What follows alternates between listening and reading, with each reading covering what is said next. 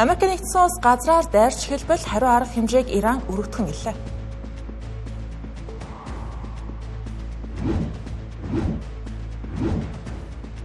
Йемен дэх хуудичуудын зэвсэгт бүлэглэл Ираны дайнд оролцож эхэллээ.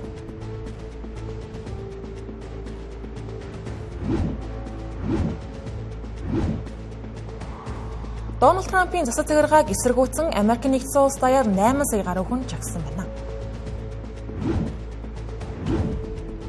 Рэпер Балиндра Шах Балб улсын ерөнхий сайд болжээ.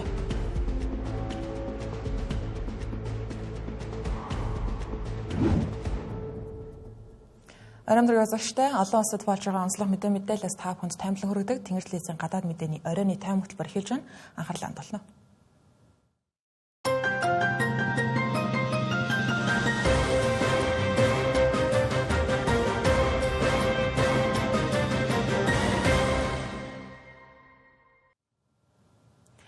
За Ираны дайн намжих шинж одоо ч гэсэн байхгүй нь.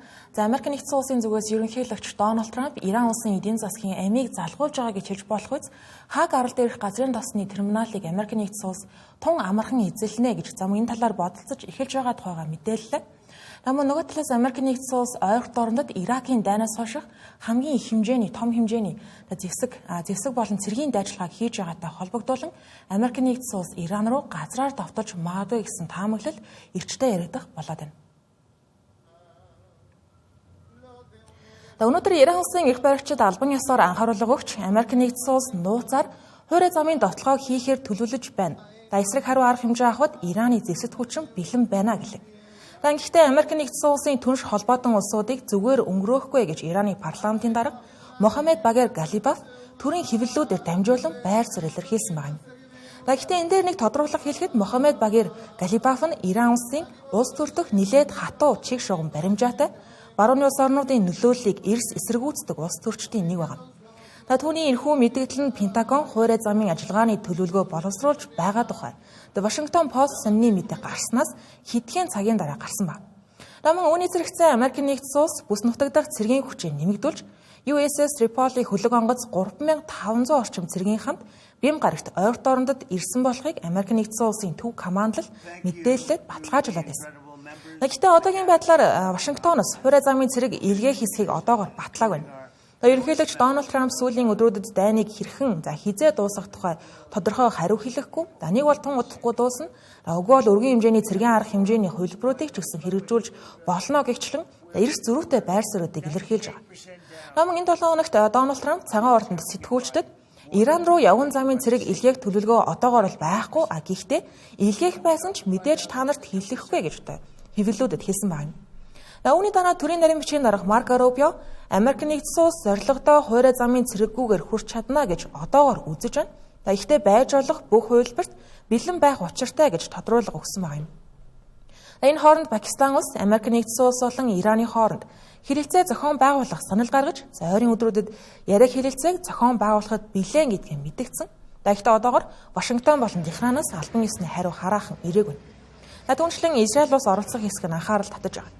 Мөн өнгөрсөн 7 хоногийн бям гарагт Пакистан, Сауди Араб, Турк, Египт улсын гадаад хэргийн сайд нар Исламабад хотноо уулзаж энэ хүмүүрүүлдөөнийг намжаах дипломат гарц хайх асуудлаар хэлэлцсэн гэж байна. Энэ уулзалт өнөөдөр буюу даваа гарагч гэсэн үргэлжилж байгаа юм. Дараагийн мэдээ. За Йемен дэх хутичуудын зэвсэгт бүлэглэл Иранаас дэмжлэгтэй гэгждэг. Тэгвэл өчигдөр энэхүү хутичуудын бүлэглэл Израиль улс руу пуужин харсан байна. Ингэснээр 2 дугаар сарын 28-наас хойш дайн эхэлсэн цагаас хойш энэхүү бүлэглэл энэхүү дайнд анх удаага оролцож эхэлсэн болохыг илэрхийлсэн хэрэг болж байгаа юм.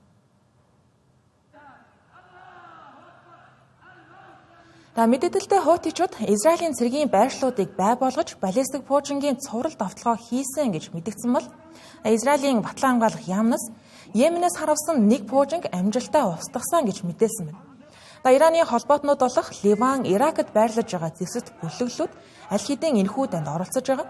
Харин Улаан тэнгисийг хянах стратегийн байршилтай цэргийн чадвартай хутичуудын тухайд энэ бям гарагийн давталгаа хүртэл шууд оролцоход зарлааг байсан. Энэхүү бям гарагийн довтлооноос өмнө хутичууд Америк нэгдсэн улс, Израиль улсын Ираны эсрэг энэхүү ажиллагаанд бусад улсууд нэгдэх, эсвэл Улаан тэнгисийг Ираны эсрэг довтлоонд ашиглаж эхлэх юм бол цэргийн аргаар оролцож эхэлнэ гэж анхааруулад байсан. Персийн булан орчмын орнуудад зохилт өгөх чадвартай энэхүү хөтөчүүдийн бүлэглэл нь дайнд оролцож байна гэдг нь Арабын хойгийн эргэн тойрон дахь далайн тэрэгт ноцтой саад болшуулж болцсошгүй. Одоогийн байдлаар Ормосын хоолой хаагдсанаас үүдэн дэлхийн худалдаа аль хэдийн хүнд нөхцөл байдалд орсон байна. Хөтөчүүдийн бүлэглэлийн тухайд баг зэрэг тодруулбал энэ Йемен улсын хойд хэсэг төвтэй улс төр цэргийн шашны хөдөлгөөн гэж хэлж болно. Исламын шиит урсгалыг баримталдаг. Йемений засгийн газрын айрамтай удаан хугацаанд дайн хийж ирсэн. 2011 оны Арабын хаврын дайны дараа хүчээтэлж Ирантай илүү ойр харилцаатай болсон гэддэг. Тухайд улс төрийн докторгүй байдлыг ашиглан 2014 онд Йемен улсын нийслэл Санаг эзэлж дараа жил нь Саудын Арабын дэмжлэгтэй засгийн газар тэднийг шахан гаргахын тулд цэргийн ажиллагаа эхлүүлж байсан юм. Тухайд 2022 оны хүртэл олон жилд үргэлжилсэн энэхүү мөргөлдөөн дэлхийн хамгийн хүнд хүмүүлийн хямралуудын нэгийг үүсгэж байсан гэддэг.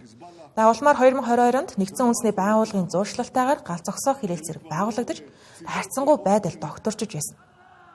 Гэвч 2023 оны 10 дугаар сарын 7-ны өдөр Палестины Хамас бүлэглэл Израиль халдсны дараагаар хөтөчүүдийн бүлэглэл Улаан тэнгист олон улсын усан тээврийг онилон давталж эхэлсэн. Үүнийгээ тухайд Палестиныг дэмжих зорилготой гэж тайлбарж байсан ба. Хожим 2025 оны 10 дугаар сард Израиль болон Хамас бүлэглэлийн хооронд Америк нэгдсэн улсын ерөнхийлөгч Дональд Трампын зуршлалтайгаар галз зогсоох хэлэл зэрэг байгуулагдаж үүний дараагаар довтлогоогоо зогсоосон. Хамгийн сүүлд 3 дугаар сарын 5-ны өдөр хөтөчүүдийн бүлэглэлийн удирдагч Абдул Малик шаардлагатай бол хизээж зохилт өгөхөд бэлээ гэж анхааруулж байсныг санах хэрэгтэй. Энэхүү анхааруулсныхаа дагуу мөргөлдөөнд орж эхлээд байгаа нь инэ гэж хэлж болно.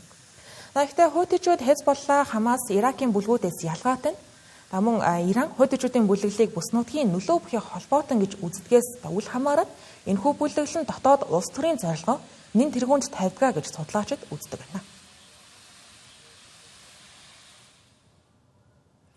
Өнгөрсөн амралтын өдрүүдээр Америк нэгдсэн улс даяар 3 дахь удаага Дональд Трампын цас саргааг эсэргүүцсэн No Kings буюу хаант засаглал байх ёсгүй гэсэн жагсаал болж өнгөрлөө.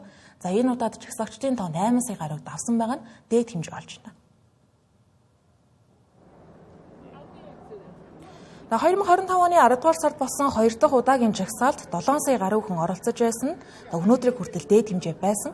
Энэ удаагийн жагсаал нь дээд хэмжээг эвдэж 8 саяг давсан байгаа юм.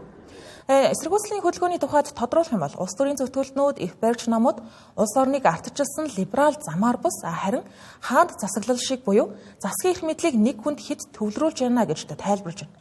Мөн жагсаагчид Америк нэгдсэн улсын цагаачлалын бодлого, түүний хэрэгжилт, Ираны дайн, амжиргааны үртгэн нэмэгдэл, мөн ерөнхийлөгчийн эрх мэдлийг тэлэх зэрэг шийдвэрүүдэд чиглэсэн шүүмжлэл шаардлагуудыг тавьж байгаа.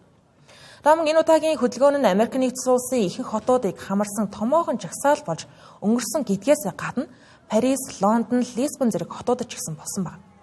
Энэ дундаа Вашингтон хотын тухайд иргэд Линкольны дурсгалын цогцлборт цугларч ойролцоох худалдааны төвүүдийн хөл хөдөлгөөнд дийлдэхэ болсон байна. Үүнтэй холбогдуулан иргэдийн аюулгүй байдал, жагсаалыг мөн тайван хүчирхийлэлгүй өнгөрч байгаа эсэхийг хянуулахаар үндэсний гвардийн цэргүүдийг хэд хэдэн хотуудад бэлэн байдалд дайчилсан юм байна. Энэ дундаас Миннесота мужид жагсаалын цар хүрээ харьцангуй их түүнийгээ дагаад гвардийн цэргүүдийн дайчилгаа ч гэсэн өндөр байлаа. Энэ нөрөө энэ оны ихээр гарсан цагаачлалын агентлагийн ажилчдын гарт амнасаа алдсан Америк нэгдсэн улсын 2 иргэний хэрэгтэй холбоотой гэж хэлж болохоор юм. Дашин дуртахад улс төрийн болон нийгмийн томоохон зүтгэлтнүүд энэхүү жагсаалд оролцсноос хамгийн онцлог нь хөгжимчин Брюс Спрингстийн хөдөлгөөний үеэр өөрийн уран бүтээлээс олон нийтэд толилуулсан байна. Ерөнхийдөө жагсаал дийлэн хотуудад тайван болж өнгөрсөн. Гэхдээ Лос Анжелес, Даллас хотуудад бага зэрэг инфекцамбраагүй байдал үүсэж зарим жагсаагчдыг баривчлах шаардлагатай болсон байна. Гэхдээ гэмтэж бэрцэн амнасаараа хохирсон хүн бол байхгүй. Эдгээр дараалсан жагсаалуудын тухай Дональд Трампын байр суурийг харах юм бол өнгөрсөн оны 1-р сард Америк нэгдсэн улсын ерөнхийлөгч болсон цагаасаас хойш ихээхэн шүүмжлэлтэй хандсаар ирсэн байна. Энэ удаа ч гэсэн ялгаа байхгүй. Тэрээр түүний цас хэргааны шийдвэрүүдийг хаант засаглалтай зөөрлөх нь утгагүй. Жагсаж байгаа хүмүүс улс төрийн далд зорилготой хөдөлгөөн өрнүүлж байна гэж буруутгажээ.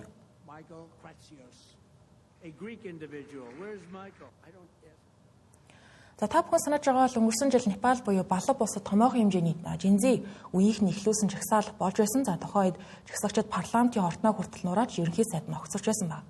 Тэгвэл энэ удаад Балендра Шахих 35 настай рэперээс улс төрч болсон эрхэм Непал улсын дараагийн шинэ ерөнхий сайдаар томилогдсон байна.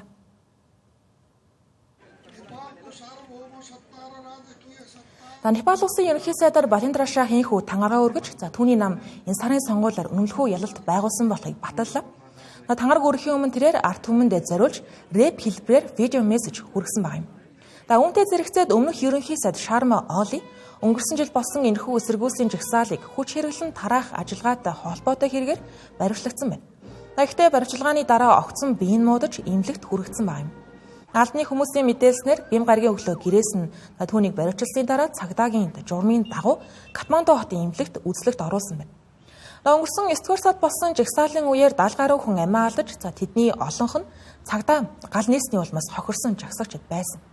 Энэхүү бослого нь анхандаа сошиал сүлжээний хоригтой холбоотойгоор эхэлсэн боловч авилга эдийн засгийн хүндрэлд бухимдсан олон нийтийн уур хилэнгээр өдөөгдөж улс даяар газар авсан байна. Амьд замраагүй байдлын үеэр парламент цагдаагийн байрууд хүртэл жагсагчдын хаалцлагад өртсөн. Нийтдээ 76 хүний ар гэрийнхэн буруутай этгээдүүдэд хариуцлага тооцохыг шаардаж байгаа. Энэхүү хэргийн дараа Шарма Оли 9 дугаар сарын 9-нд огцорсон боловч 3 дугаар сарын 5-нд болсон энэхүү сонгуульд дахин өрсөлдсөн боловч энэхүү ялагдаж байна. Шарма Олигоос гадна тухайн үеийн дотоод хэргийн сайд асан Рамеш Лекакийг мөрдөн шалгах комиссийн зөвлөмжийн дагуу тухайн үед хайхрамжгүй байсан гэх үндэслэлээр баривчилсан байна. Одоогоор Шарма Олын эмнэлэгт шинжилгээний хариугаа хүлээж байгаа. Түүний нас 2 удаа бөөр шилжүүлэн суулгасан гэх эмчилгээний түүхийг нь харгалзан үзэн эмнэлэгт хэвтүүлсэн байгаа юм байна. Шарма Оли болон Рамеш Лекак нарт хараахан албан ёсны ял бол оноогоогүй байгаа. Өмнө нь Шарма Олын мөрдөн шалгах комиссийн дүгнэлтийг өгөөсгөж Анапурна пост сонинд өгсөн ярилцлаганд нэр төрд халдсан үзэн ядалтын шинжтэй улс төрийн явуулга байна гэж өөрийгөө өмгөөлж байсан. Одоо ч ялгаагүй түүний өмгөөлөгчд Reuters агентлагт мэдээлэл өгөхдөө баривчилгааг үндэслэлгүй мөн ерөнхий сайд асан мөрдөн шалгах ажиллагаанаас зайлсхийх эрсдэл огт байхгүй гэж үзсэн хэвээр. Үүнтэй зэрэгцсэн түүний намын зарим дэмжигчид Катмандуд эсэргүүцлийн жагсаал эхлүүлж орон даяар тэмцлээ өргөнүүлнэ гэдгийг зарлаад байгаа. Гисэн хэдий шинэ засгийн газрын шинэ дотоод хэргийн сайд Судан гүрэн хуульд хинж захирагдах ёстой. Энэ бол өш авалт биш, шудраг ёсны эхэллээ гэж бичсэн. Үүгээрээ хэргийг хууль ёсныхын дагуу мөрдөн шалгаж шийдвэрлэн байр суурь өөрчлөхгүй гэдгийг илэрхийлж байгаа юм. Үргэлжлүүлэн энэ удаагийн сонгуульд ялалт байгуулад байгаа Балиндра Шахын тухайд Раштрия Сватантра намын хувьд үнэмлэхүй ялалт удирдах ялалт байгуулсан. Сүүлийн 10 жилд анх удаа нэг нам дангаараа олонх болж байгаа нь Балб улсын улс төрийн тогтолцоонд томоохон өөрчлөлтийг авчирсан хэрэг болж байгаа. Рэпрес улс төрч болсон түүний амжилт нь авилга, хэл хахуул, хуучин улс төрийн элитүүдэд бухимдсан сонгогчдын дэмжлэгийг илэрхийлж байгаа хэрэг. Тэрээр тангараг өргөхөөс өмнө энэ удаа түүх бичигдэж байна гэх нэртэй бүтээлээр иргэдэд тийх удаа видео мессеж илгээсэн байгаа нь цацагдсан даруйда 2 саягаар үзэлтийг авсан байна. Балиндра Шах нь 1990 онд Катмандугийн Нарадивад төрж өссөн инженерийн боловсролыг дотооддоо болон эрдэг улсад эзэмшиж байсан юм байна. Тэрээр 2013 онд рэпийн тулаанд ялснаар олонд танигдж, авилга нийгмийн тэгш бус байдлыг шүүмжилсэн олон дуунуудын бүтээлүүдийг гаргаж байсан. Түүний Балидан гэх нэртэй дуу нь YouTube дээр 14 саягаар үзэлттэй. Уг дуу нь гадаадд хөдөлмөр эрхэлж байгаа иргэдийн зовлон, төрийн албан хаагчдын хөрөнгөсөн байдлыг шүүмжилсэн утгатай юм байна. 2022 онд тэрээр Катманду хотын даргын сонгуульд биедан нэр дэвшиж ялалт байгуулсан. Тийхүү улс төрд карьераа эхлүүлж байсан. Хотын дараагаар ажиллах хугацаанд хот цэвэрлэгээ, соёлын өв хамгаалал, авилгатай тэмцэх ажлуудыг эхлүүлж байсан юм байна. Түүний урай, үзэл санаа залуусын дунд өргөн хүрээтэй дэмжлэг авч 2025 оны чирхүү жагсаалын үеэр Smile in Nepal гэх нэртэй дуу жагсагчдын урай дуу болж байсан юм байна. Энэ сард Куб улсад 2 ч удаа улс аяар тог тасарч эрчим хүчний хямрал нь нэлээд газар аваад байсан бол харагдсан. Үүн дээр Америк нэгдсэн улсын нефтийн хоригч гэсэн нөлөөлсөн болгон гарцааг байна. Тэгвэл энэ 7 хоногт Орос улбаны улсаас нефть татсан танкер Куб улсыг чиглэж байгаа их мэдээлэл гарсан байна. Үүнийг нь харин Америк нэгдсэн улсын зүгээс саадгүй нэвтрүүлж Куб улсад хүрэхийг нь хүлээн зөвшөөрсөн байна.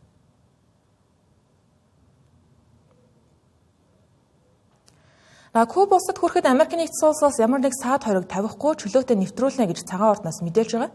Энэ талаар Америк нэгдсэн улсын ерөнхийлөгч Дональд Трампаас асуухад тэрээр Кубад бусад улс орнууд түүхийн нефть нийлүүлэхэд асуудал байхгүй гэж хэлсэн байна.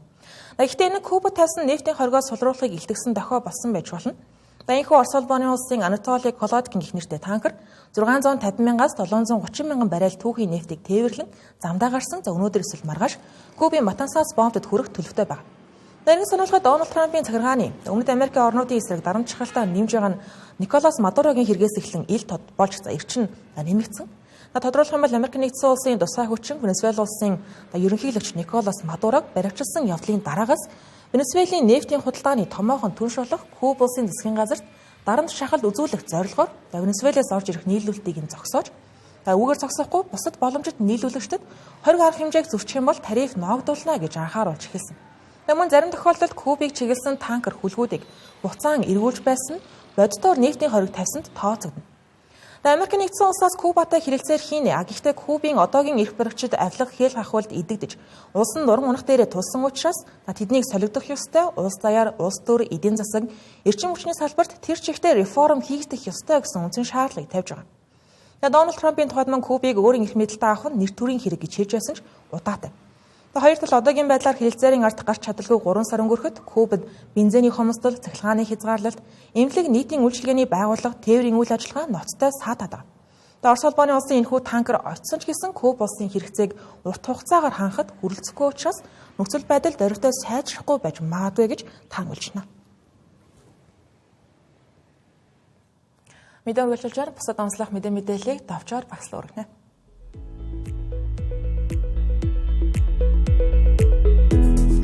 Финланд улсын зүүн өмнөд бүсэд нисгэгчхүү төхөөрөмжүүд буюу дронууд агаарын хилийг зөрчижээ.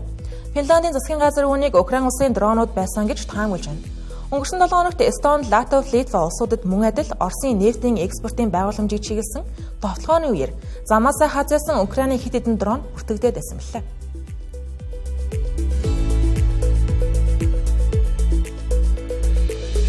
Өмнөд Ливанд Израилийн агаарын цохилтын улмаас 3 Ливан сэтгүүлч амрагдсан байна. Амиа алдсан хүмүүсийн дунд Аль Манар телевизийн сурвалжлагч Али Шүвэд, Али Мадян сувгийн сэтгүүлч Фатима Фүтүни болон зураглаач Мухаммед Фүтэнер байсан байна. Цохилт орон нутгийн цагаар үдээс өмнө 12 цагийн орчимд сэтгүүлчдийн сууж явсан машин болсон байна.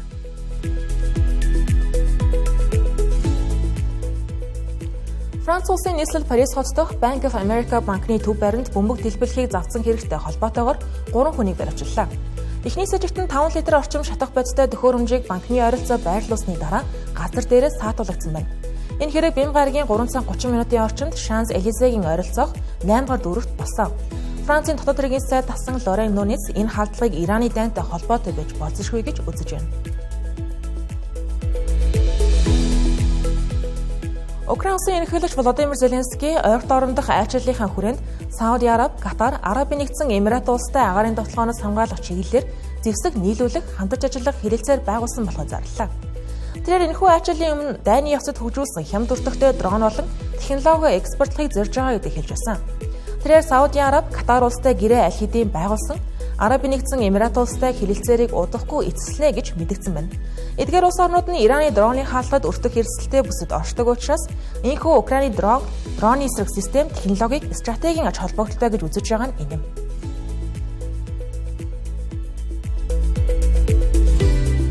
Дэлхийд тэхэнд болж байгаа онцлог мэдээлэлээс та бүхэнд сорчлон хүргэлээ. Анхаарлаа хандуулсан явдал баярлалаа. Сайн хамраарай.